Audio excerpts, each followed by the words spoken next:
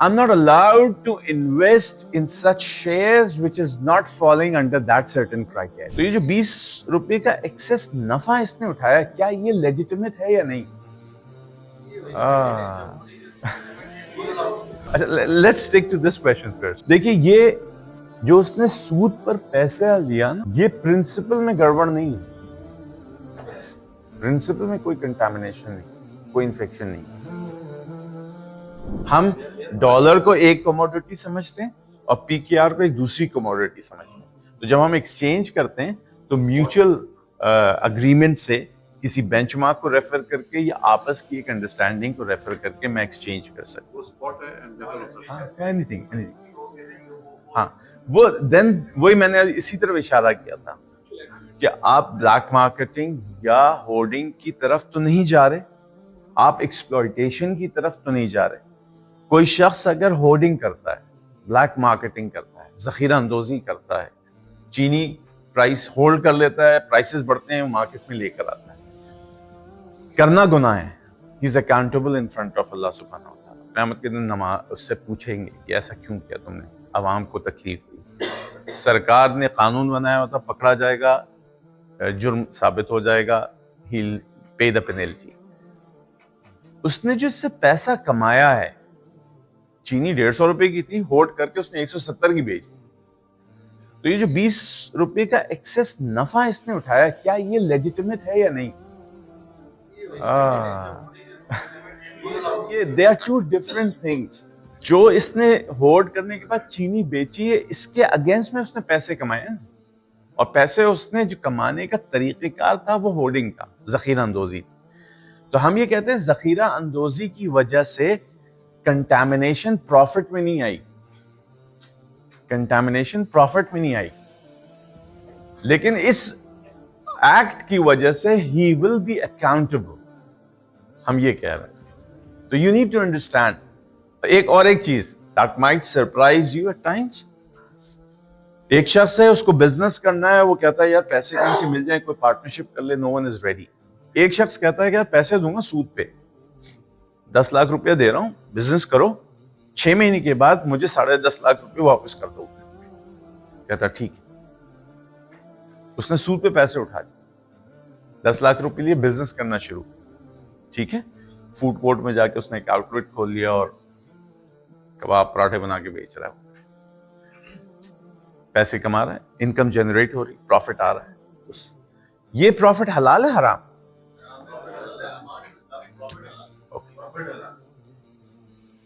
नहीं, बिजनेस का जो प्रॉफिट है ये हलाल है हराम? अच्छा, let's stick to this question first.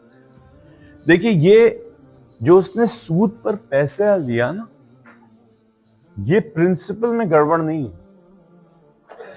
Principal में कोई कंटामिनेशन नहीं, कोई इन्फेक्शन नहीं, कोई रिबा एलिमेंट नहीं। जो ये एक्सेस पे करेगा दैट इज रिबा। और इसके ऊपर जितनी भी वईदें, हदीसें, कुरान की आयतें, जंग अल्लाह और अल्लाह के रसूल, ये सब सादिका है। लेकिन इसने जो ये 10 लाख रुपया लेके बिजनेस करना शुरू किया और इस बिजनेस से प्रॉफिट कमा रहा है, ये नाजायज नहीं। हम पढ़ेंगे स्क्रीनिंग, स्क्रिप्ट्स की स्क्रीनिंग, जो स्टॉक एक्सचेंज पे जाके जब हम कहते हैं कि भाई ये केएमआई के इंडेक्स में आ रहा है, या डाउ जोन्स के, या स्टैंडर्ड पुअर के, जो भी इंडाइसेस हमने बनाए, उस इंडाइसेस का कोई क्राइटेरिया है।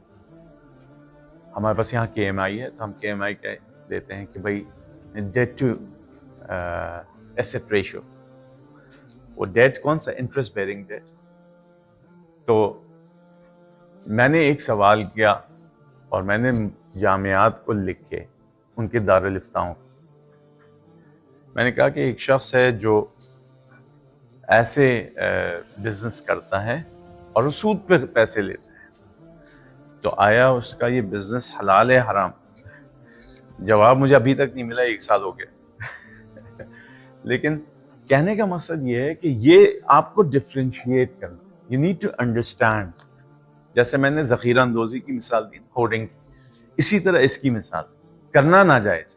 जब इंस्टीट्यूशनल लेवल पे एज ए कंपनी मैं कर रहा हूं, मैंने अपने शेयर्स पब्लिक किए हुए हैं, तो फिर मी बीइंग या XYZ कोई शेयर होल्डर है, وہ اس ایکٹیویٹی کو کنڈیم کرے گا, AGM میں جا کے کہے گا کہ بھائی نو مور ڈیٹ بیئرنگ, وہ انٹرسٹ بیئرنگ ڈیٹس, ٹھیک ہے, وہ وائس کرے گا, ریزولوشن پاس کرے گا, بورڈ کمپیل کرے گا.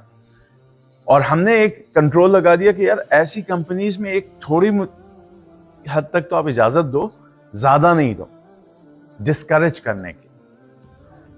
لیکن اگر کوئی اپنا انڈیویجول پورٹ فولیو مینٹین کر رہا ہے, میں اپنے انویسٹمنٹس مینٹین کر رہا ہوں, اور میں نے اپنے CFO کو کہا ہوا ہے یار لگاؤ پیسے, تو I might be investing in shares which is not Sharia compliant for that perspective کہ اس کا debt to asset ratio گڑبڑ ہے. تو مجھے اس میں یہ فیلنگ آتی. SECP نے اس کا ریگولیشن بنا دی.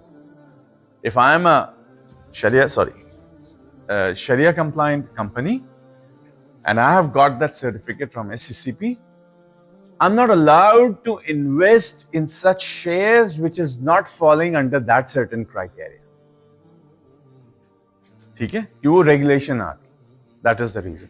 So you need to understand کہ جب ہم یہ کہتے ہیں کہ ربا, again we come back to that question کہ there has to be no riba involvement.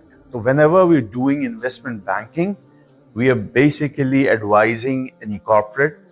So we need to make sure that all our activities and operations has to be riba free. ٹھیک ہے, یہ ایک basic fundamental. دوسرا, there has to be no uncertainty. تو disclosures بڑے زبردست ہوں. Enron case کیا تھا, مس ریپرزنٹیشن تھی نا. There was a misrepresentation کہ انہوں نے فیوچر کے پروفٹس کو آج ریئلائز کر کے اپنے بک میں دکھا دیا. انہوں نے کہا کہ زبردست, شیئرز بکنے لگے, حالانکہ ریئلائز ہوئے نہیں تھے. That was a miss representation basically. پھر وہ دوبارہ ہم نے قانون بنائے اور وہ ساری چیزیں کی. تو غرر سے پاک ہونا چاہیے. تو whenever we are making a deal, کسی کمپنی کے شیئرز اٹھا رہا ہوں, ایکوزیشن کرا رہا ہوں, مرجر کرا رہا ہوں, ڈیو ڈیلیجنس کرنے جاتا ہوں. تو ڈیو ڈیلیجنس جب میں کرنے جا رہا ہوں تو میں یہ دیکھوں یار ڈیل نہیں پکی کرنی. جس کو میں ایڈوائز کر رہا ہوں اس کو بہت ٹرانسپیرنٹ ایڈوائز کروں گا کہ یہ ہے. اگین آپ شاید یہ کہیں کہ کسی سے غلطی ہو سکتی, that is negligence, that is not miss conduct. Miss conduct میں تو انٹینشن آتی ہے نا, نیگلیجنس میں اوور لک کر جاتا ہے بعض دفعہ. لیکن as a professional I hold ہم اکاؤنٹیبل. نیگلیجنس چلے گی نہیں بھائی. تو میں فیس دے رہا ہوں, فیس کس چیز کی دے رہا ہوں, تمہاری ایکسپرٹیز کی. پھر تو میں نان کمپیٹنٹ آدمی سے بھی کرا لوں نا, فیس کیوں دوں میں. تو دیٹ از دا ریزن. لیکن دیر از اے ڈفرنس کہ جہاں مس کنڈکٹ ہو اور جہاں نیگلیجنس ہو. تو ہم نیگلیجنس کو تو پھر بھی اس کا تحمل کسی درجے میں ہو جائے گا, مس کنڈکٹ کا نہیں ہوگا. تو اگین غرر سے وہ ٹرانزیکشن, وہ ایڈوائز, وہ deal, it has to be no غرر, غرر فری. تو اس میں ہماری جتنی بھی فائنڈنگز ہوگی that has to be transparent. اس میں کسی قسم کی کوئی مینیپولیشن اس طرح سے کہ ہماری حقیقت چھپ جائے وہ نہ ہو.